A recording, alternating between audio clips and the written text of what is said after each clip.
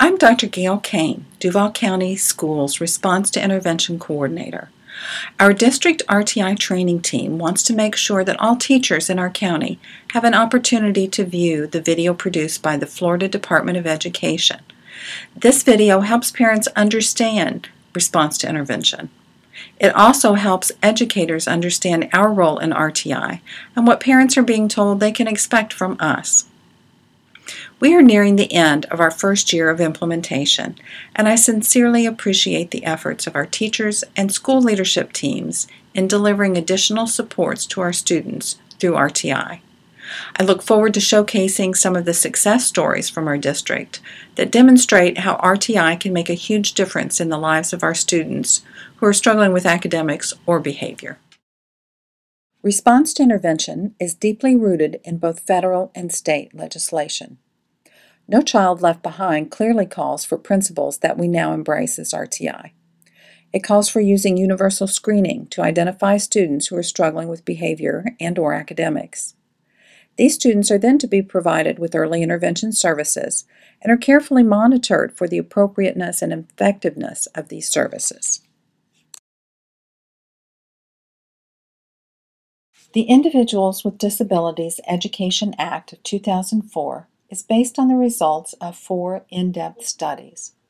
It was clear from these studies that some changes needed to be made in order to reduce overrepresentation of minority groups in special education.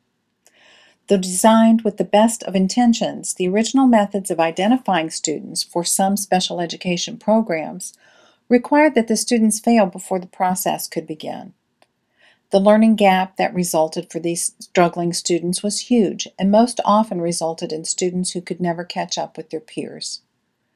Unfortunately, far too many of these capable students eventually dropped out of school or graduated with a special diploma that greatly limited their opportunities after graduation. In 2008, Florida published its Response to Intervention statewide implementation plan.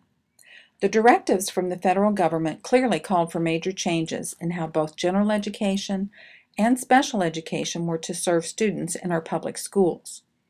Virtually all departments within the Florida Department of Education participated in this plan's development.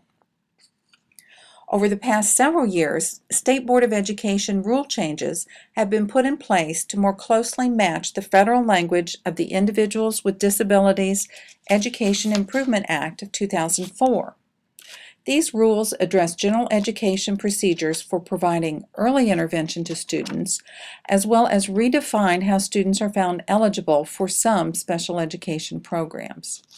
Specific learning disability, emotional behavioral disability, and language impaired programs were all dramatically affected by these changes. Understanding the why of RtI is important for all teachers since their everyday way of work is impacted.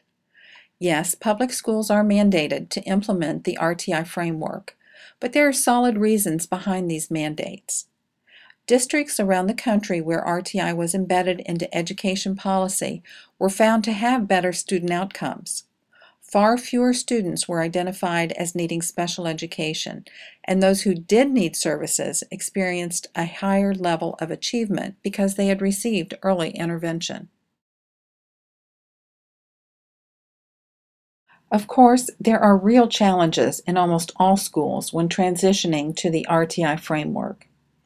In order to provide multiple layers of support to struggling students within the general education environment, new skills must be learned and new practices put in place. And with limited time and resources, making the transition to RtI has many teachers feeling the stress and discomfort of change.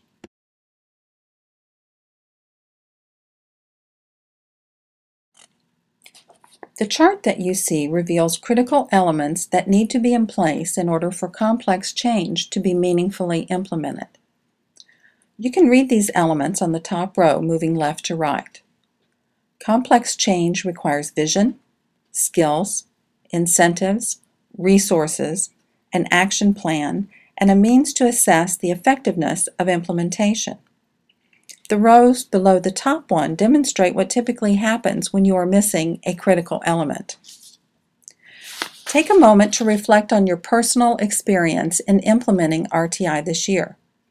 If one of the blocks in the right-hand column describes your reaction, follow that row to see what might be missing.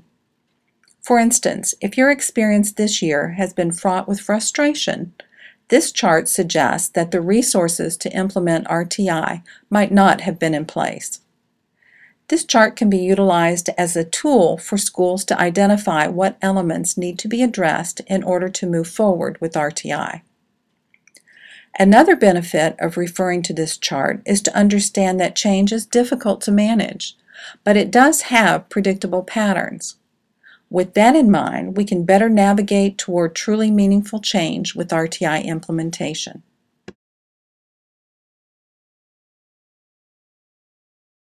The benefits of RtI for students are clear. Early intervention is the most effective approach. But teachers can also benefit from this new way of work.